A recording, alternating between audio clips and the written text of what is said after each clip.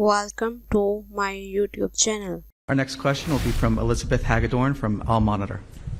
Secretary Rubio, can you confirm the format and location of Friday's talks with Iran and clarify, given that Iran refuses to negotiate its missile program and insists on a right to enrich uranium, is the U.S. open to a compromise if that means reaching a deal to avoid military action? And separately, if I may, how exactly do these negotiations advance President Trump's repeated pledges to help the Iranian protesters, many of whom are likely to see these nuclear talks as legitimizing the very government that violently massacred its own people? Well, let me first say just on the logistics. At the end, let me back up and say from a big picture perspective, I think it's pretty clear right now, President Trump is willing to talk to and meet with and engage with anyone in the world.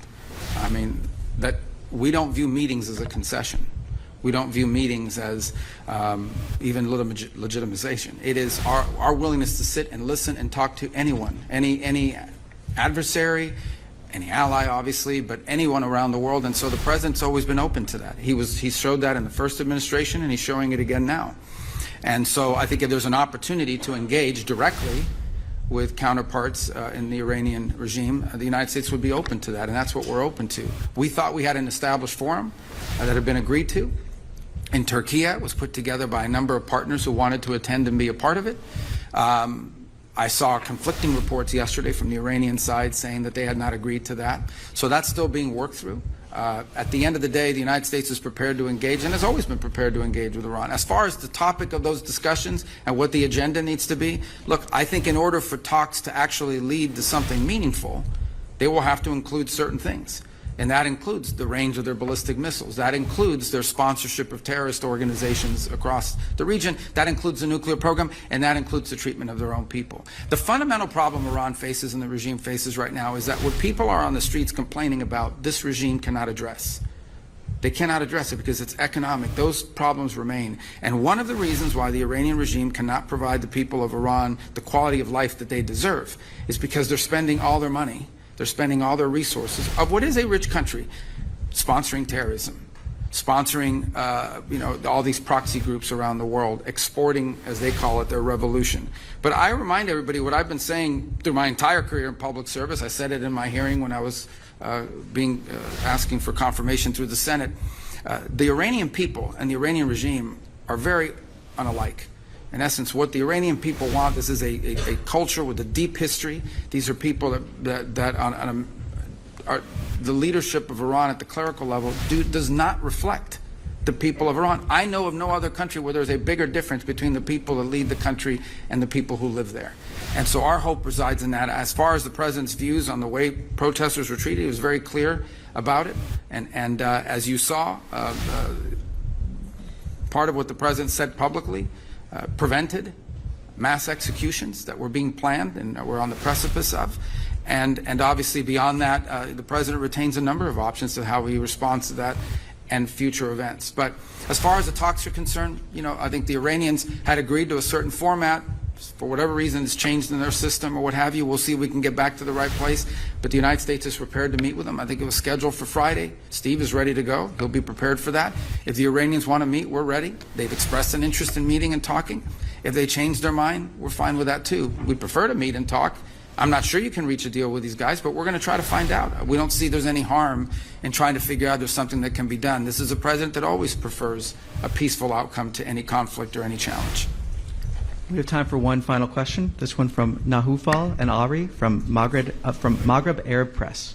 Thank you, Mr. Secretary. Nofan Hari, Morocco's news agency. My question is with regard to African countries, including Morocco, who is participating today. How do you envision their role in this ministerial and in the forum going forward? Well, again, it's the same. First of all, this, as I've highlighted before, this is an American initiative to bring people together. We want to serve as the convener, but this is a global challenge. There is not a country in the world that doesn't face this challenge of critical mineral supply chains, just from the perspective of trying to grow economically. Okay, everybody wants to be an AI, everybody a center. Everyone wants to advance industrially and technologically. Everyone wants to be able to defend their national security. All of these things, whether it's a cell phone, a computer, a semiconductor facility, or the weapons that protect your country, all of these things have to be built with components. And these components invariably involve critical minerals that don't just have to be mined, they have to be processed. So every country has that interest to have a global supply of critical minerals, not just the raw material, but the processed material that is usable for an industrial capacity. And Morocco shares that with everybody. Second is every country in the world has, even though they call it rare earth and critical, and they're not really that rare, every country has some deposits of critical minerals. They're different ones in different parts of the world. And so I think Morocco, like any country in the world, would want to be able to use those natural resources in an environmentally responsible way to develop its own economy. And not just the mining, but potentially moving to the processing as well.